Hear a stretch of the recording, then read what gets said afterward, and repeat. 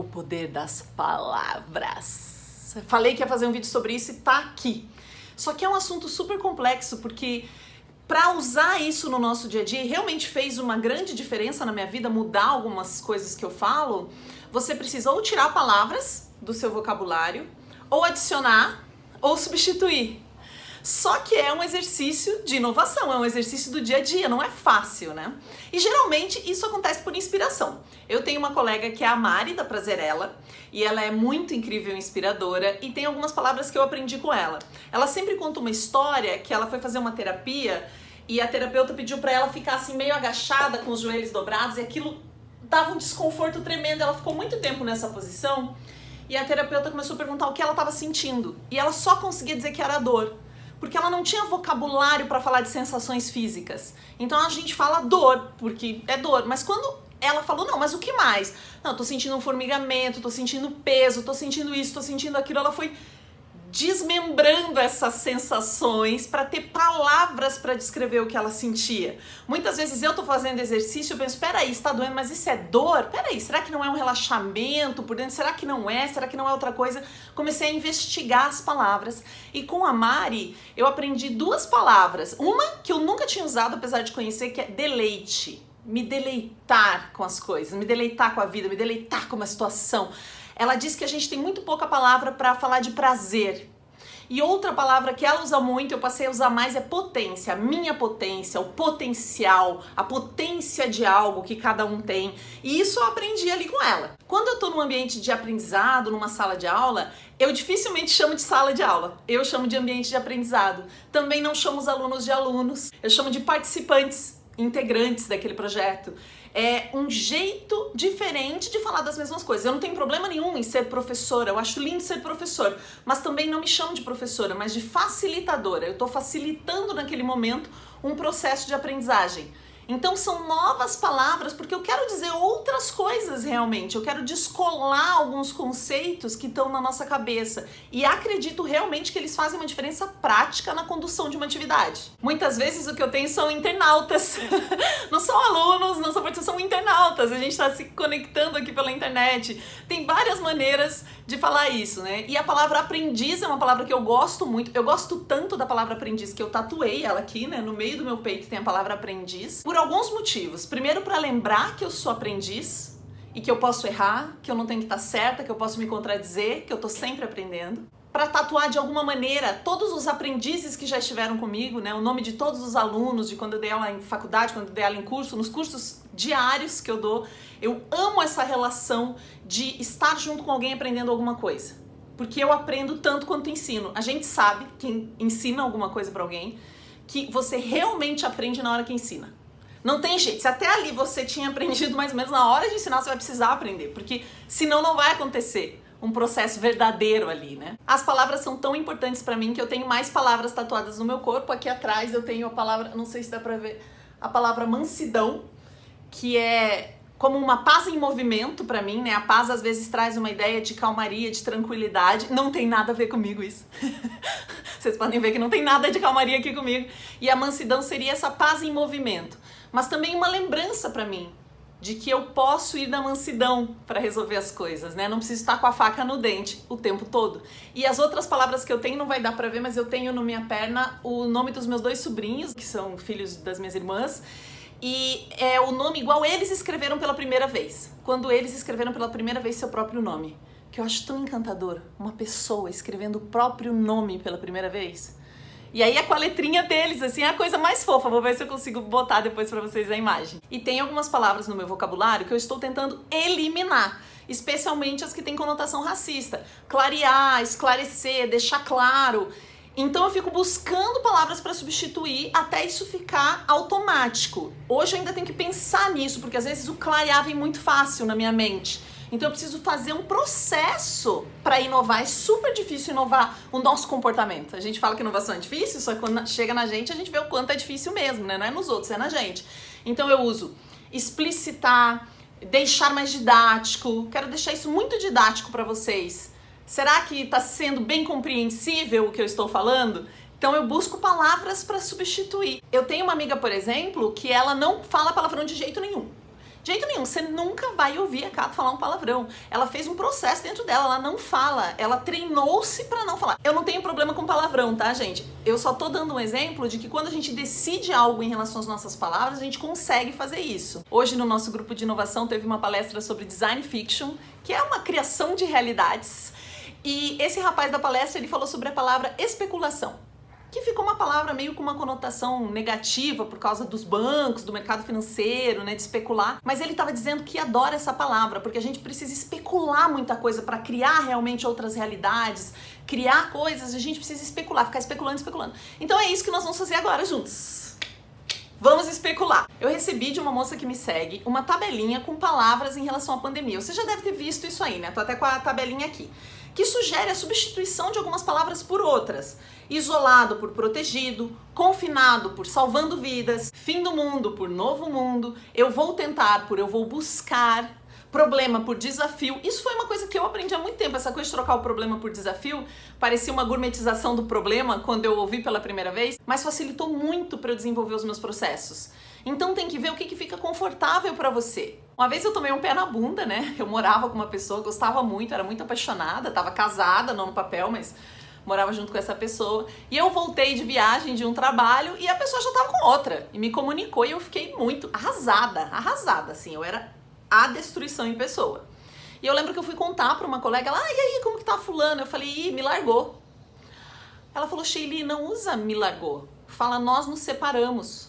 Falei, por quê? Se ela me largou mesmo? Não foi nós que nos separamos. Ela falou, porque é mais gentil com vocês. Você não sabe o dia de amanhã.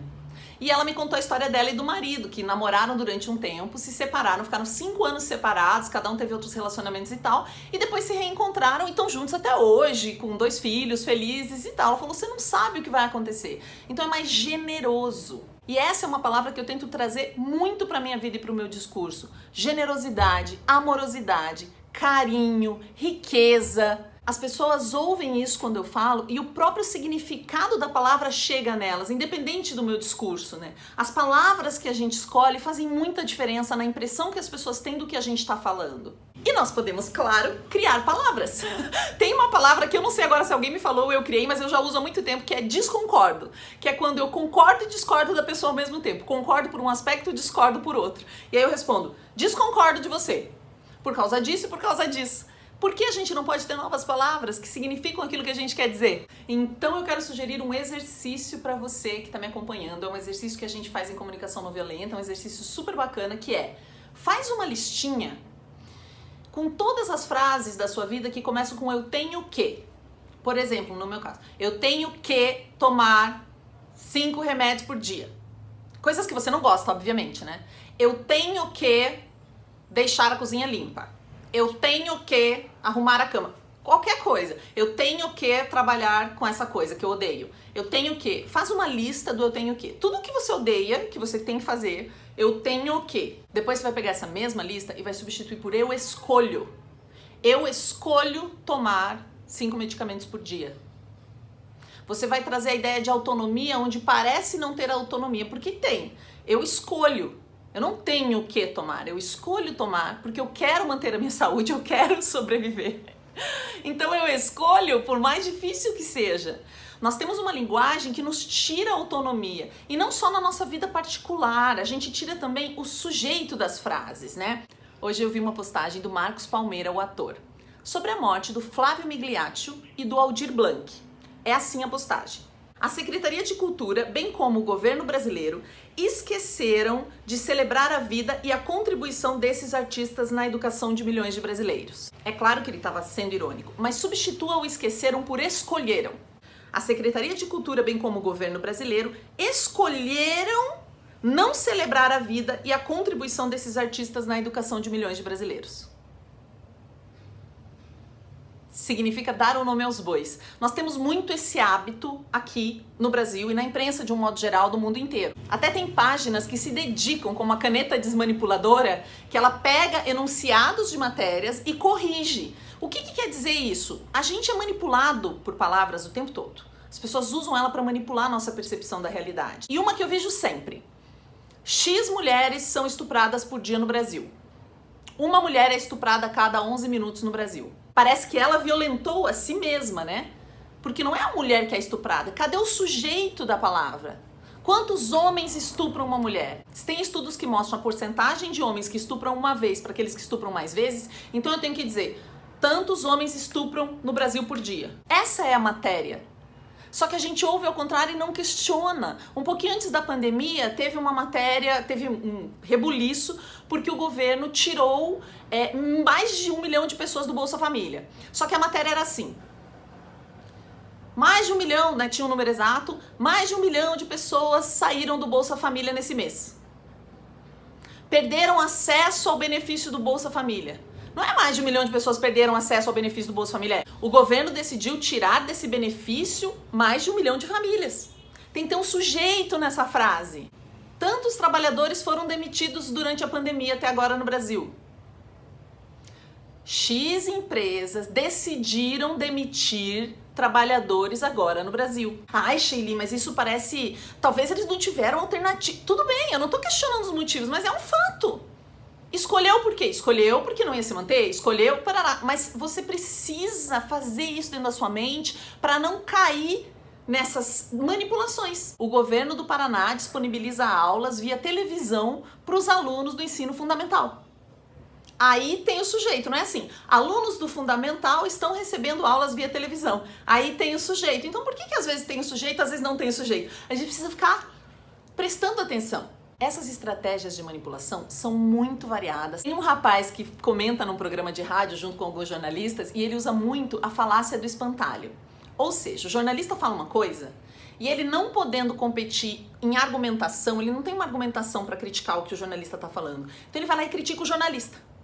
Fala uma outra coisa com a qual às vezes todo mundo concorda sobre outro assunto para desviar o foco e não discutir aquele assunto. É como eu falando aqui de comunicação e ao invés de você discutir comigo os meus argumentos, você fala, quem é você, Sheili, para falar disso? Porque você é isso, você é aquilo, e o foco realmente não estava ali.